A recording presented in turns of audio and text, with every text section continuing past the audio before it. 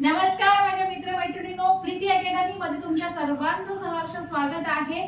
टीईटीची exam 21 जूनला होणार आहे। तुम्हाला सर्वांना माहिती असेलच, नोटिफिकेशन आलेलं आहे। सर्वांना सिलेबस वगैरे बहुत सगळ्या व्हिडिओ मध्ये ह्या सगळ्या गोष्टी होत आहे, म्हणून आपण तो डिस्कस न करता, त्यावर वेळ न घालवता आपण आज सरळ टॉपिकला सुरुवात करणार आहोत। 21 जून पर्यंत आपल्याला आपला सिलेबस कंप्लीट करायचा आहे।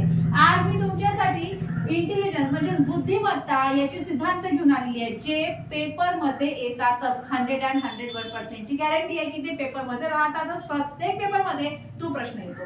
आज मी तुमच्यासाठी स्पियरमनची ट्रू फॅक्टर थिअरी आणि थर्स्टन यांची बहुघटक उपपत्ती ह्या दोन सिद्धांत मी तुमच्यासाठी घेऊन आलेली आहे। चला मग आपण स्टार्ट करू। बघा, स्पियरमन यांच्या मते बुद्धी ही एक घटक नसून ती दोन घटकांची बनलेली आहे। स्पियरमन म्हणतात की बुद्धी जी आहे ती एक घटकी नाहीये, ती एक जनसी नाहीये, तर ती दोन घटकाची बनलेली आहे। कोणते कोणते दोन घटक आहेत ते? एक आहे सर्वसामान्य घटक आणि दुसरा आहे विशेष घटक। ओके, बुद्धीचा सामान्य घटक हा प्रत्येक व्यक्तीमध्ये असतोच, मात्र विशेष घटक प्रत्येक व्यक्तीमध्ये भिन्न स्वरूपात असतो। ओके, उदाहरणार्थ काहींना संगीताची आवड असते, तर काहींना कवित्वाची आवड असते, काहींना खेळाची आवड असते, काहींना गाण्याची आवड असते, काहींना डान्स करण्याची आवड असते।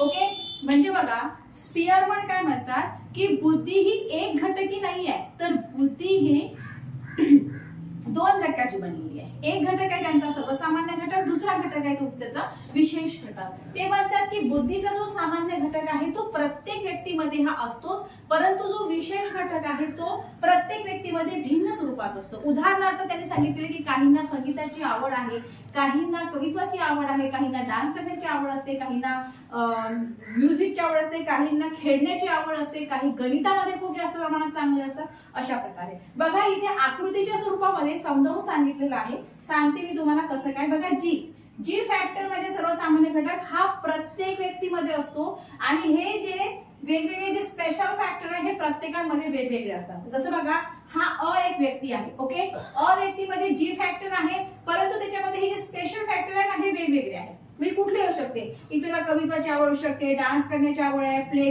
गाणं म्हणण्याची आवड आहे, किंवा मग खेळण्याची आवड आहे। आता हा ब घटक आहे, ब व्यक्ती आहे। ब व्यक्ती बघा, याच्यामध्ये जी हा सर्वसामान्य घटक आहेच, परंतु हे दोन त्याच्यामध्ये हे दोन विशेष घटक आहेत। मग आता ते कुठलेही असू शकतात, त्याला कुठलाही विशेष घटकाची आवड असू शकते। हा क घटक आहे, म्हणजे क व्यक्ती आहे समजा, जी हा फॅक्टर त्याच्यामध्ये आहेच, परंतु एक विशेष फॅक्टर सुद्धा त्याच्यामध्ये आहे। ओके, हा ड व्यक्ती आहे। ड मध्ये सुद्धा विशेष फॅक्टर जी घटक आहेच, आणि त्यांच्यामध्ये दोन विशेष फॅक्टर। म्हणजे या आकृतीवरून आपण एक लक्षात घेऊ शकतो की जी हा जो फॅक्टर आहे, जी हा सर्वसामान्य घटक आहे, आणि हा प्रत्येक व्यक्तीमध्ये असतोच। ओके, पण जे काही विशेष घटक आहे ते प्रत्येक व्यक्तीमध्ये वेगवेगळ्या स्वरूपाचे असतात। बघा, सामान्य बुद्धिमत्ता ही सर्वच प्रकारच्या मानसिक कार्यामध्ये असते, पण विशेष बौद्धिक क्षमता मात्र विशिष्ट क्षेत्रापुरतीच मर्यादित राहते। सांगण्याचा अर्थ काय आहे की सामान्य बुद्धिमत्ता ही सर्वच प्रकारच्या मानसिक क्षमतामध्ये असते, पण जी विशेष बौद्धिक क्षमता आहे ती प्रत्येकामध्ये त्याच क्षेत्रापुरती ती मर्यादित राहते। जसं उदाहरणार्थ बघा, गायनातील जी बुद्धिमत्ता आहे ही गायनापुरतीच मर्यादित आहे।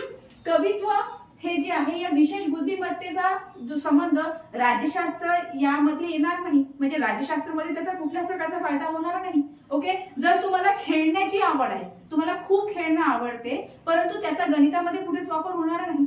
म्हणजेच त्यांचं म्हणणं असं आहे की विशिष्ट जी काही बुद्धिमत्ता आहे ती विशिष्ट क्षेत्रापुरतीच मर्यादित राहते, परंतु जो जनरल फॅक्टर आहे तो सर्वसामान्य लोकांमध्ये असतो। हे झालं स्पियरमन यांची बुद्धीचा सिद्धांत।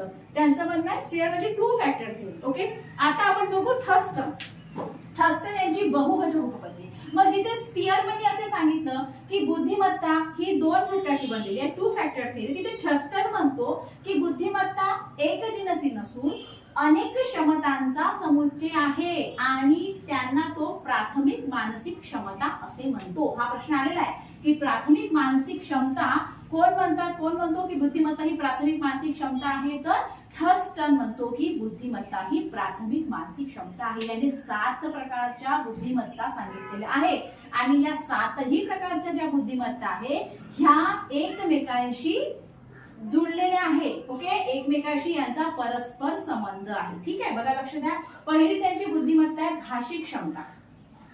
भाषिक क्षमतामध्ये मग शब्दांचे अर्थ, संकल्पना, कल्पना वगैरे या गोष्टींचा समावेश होतो. त्यानंतर आहे शब्द सौकर्य, वर्ड फ्लुएन्सी. याच्यामध्ये काय असते, भाषेची ओघवता, लेखनाचे काम हे यामध्ये येते. त्यानंतर बघा संख्या विषयक क्षमता, न्यूमरिकल ॲबिलिटी. आता बघा याच्यामध्ये काय असते की संख्येचा उपयोग आहे, आकडेमोड करणे, ओके, हे म्हणजे गणिताविषयीची संख्या आहे, ठीक आहे. त्यानंतर अवकाश संवेदन क्षमता.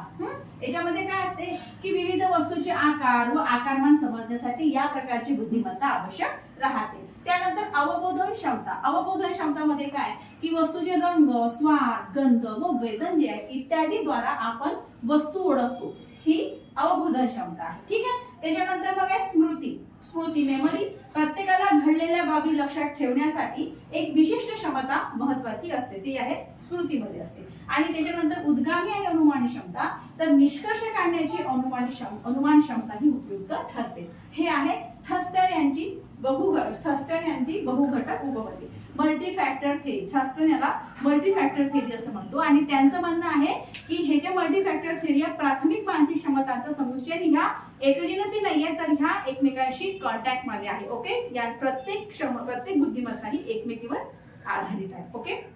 बघा आजच्या व्हिडिओमध्ये आपण काय शिकलो, आजच्या व्हिडिओमध्ये आपण पहिल्यांदा बघितलं स्पियरमन. स्पियरमनचा two factor theory.